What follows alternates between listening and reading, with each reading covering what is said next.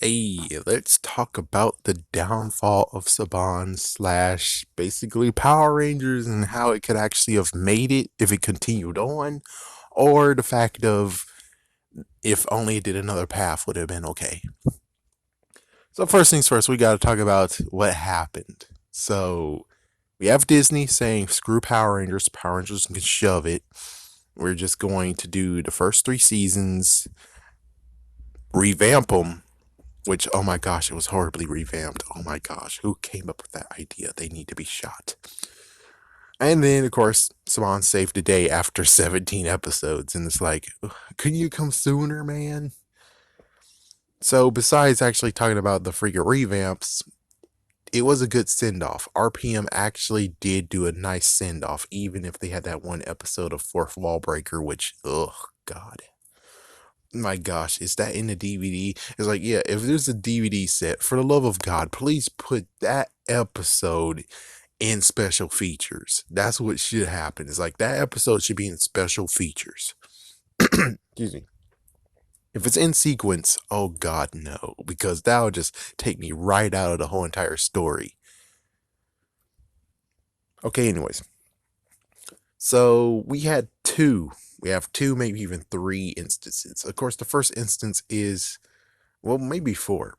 The first one is what I was kind of hoping that happens is that Sabans is back. Yeah. So you're going to make things right because let's not forget, Sabans is the reason why Fox Kids died. Because he was like, it would be a good investment. We can buy that new channel and then we could actually use that new channel to do even more stuff. And apparently he might have been ahead of his time, but for some reason we still have the 700 Club on there. you know it's like, yeah, all the other 24-hour kids stations, they don't have commercial breaks or basically interruptions. This one does. They have freaking 700 Club on, and it's like, what the frick, can't you at least get out of that contract? And it's like, even to this day, the 700 Club is still on that channel, even if not owned by Fox anymore. Still, it's on that channel. It's like, my goodness, it's like a freaking growth. Sorry to be a jerk, but I'm just saying. He was kind of ahead of his time, but apparently it didn't really pay off for him. And it's kind of sucky too, where it's like, okay, you are a millionaire. You got millions of dollars, and you're telling me that it was your freaking ass mistake. And instead of being like, it was my mistake, I'll pay all the rest of the debt off. And it's like, yeah, eventually you'll maybe pay the back to me, or because it is his freaking damn fault, maybe you should just do the best thing of just saying, yeah, it's my bad, I'll pay for the rest of it. And he has mostly ownership of it, but still it has Fox family on it. It still has Fox on it. That makes perfect sense. Yeah, but instead, no, the same scenario that happened is basically, he basically made everything bankrupt, and then that's what really happened. Yeah, it's just that crap. So you would figure he would be crawling back, being like, I'm sorry. It was my fault. I'm so sorry. But this time around, we're going to do it right. We're going to make Fox Kids awesome as shit. And this time, I'm not going to mess up. I saw what I did in the past. I learned from it. This time, we won't do the same mistake. Okay. If only that worked, that would have been cool. But the thing besides that is, what about Power Ranger Samurai? Because Power Ranger Samurai was horribly, horribly done.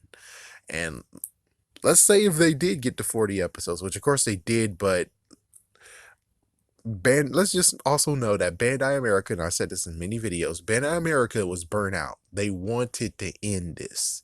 They were actually to the point of being like, we're tired of this shit. I agree with you, Disney. Let's kill Power Rangers. Let's put a pillow over its head and take it out of his misery because we're tired as well.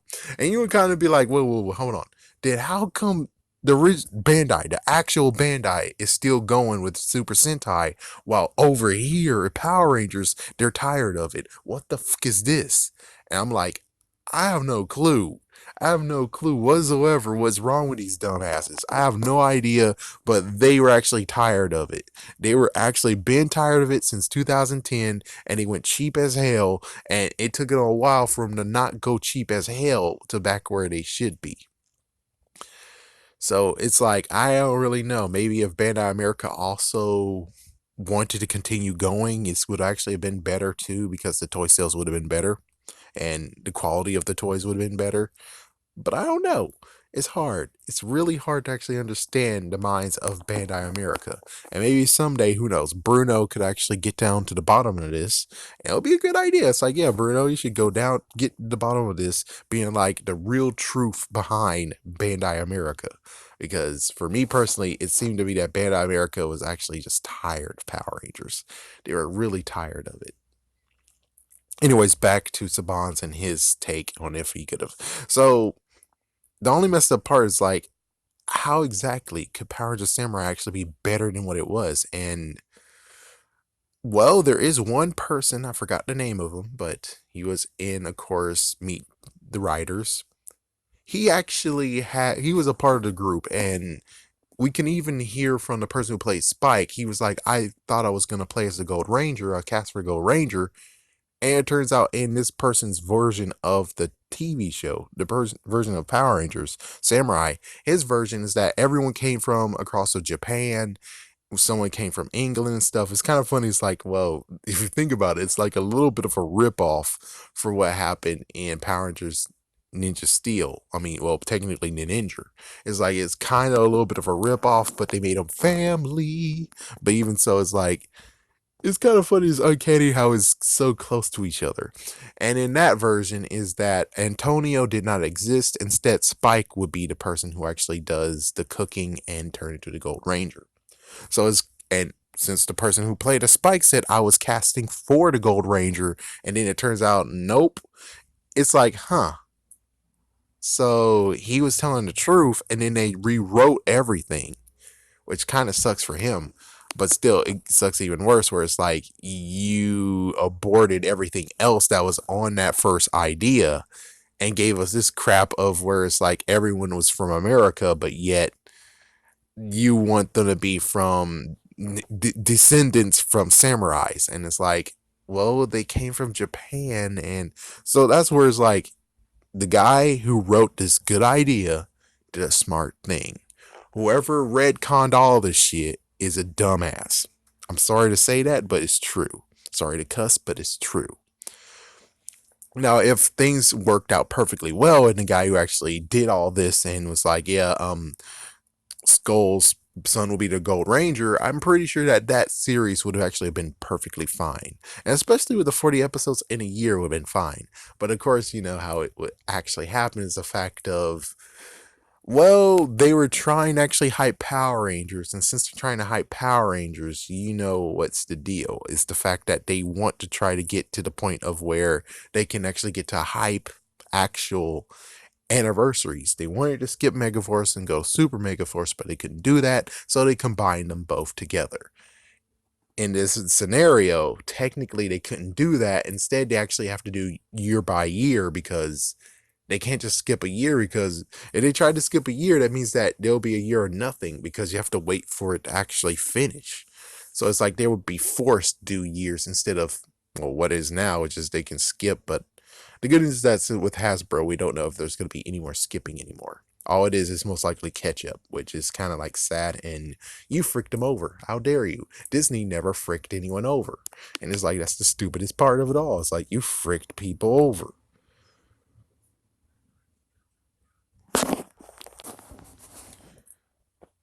Let's see anything else. So that's just one scenario. Is the fact that he got Fox, and Fox actually allows the 40th episodes.